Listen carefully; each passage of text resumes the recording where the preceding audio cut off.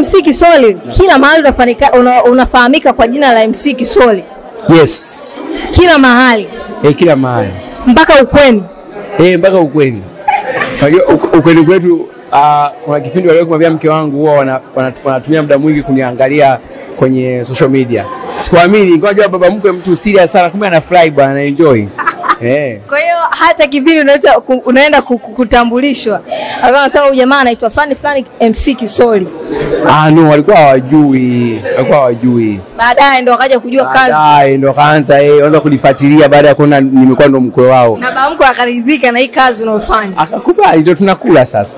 Alafu unajua mimi unajua Kisoli ni jina langu kabisa la nyumbani upande wa mama. Ni jina la babu mzaa mama. Na ukija Nzega kule ukaulizia jina jingine unipati Kisoli unanipata. Mzee wako ndio alikuwa anaitwa Kisoli. Babu.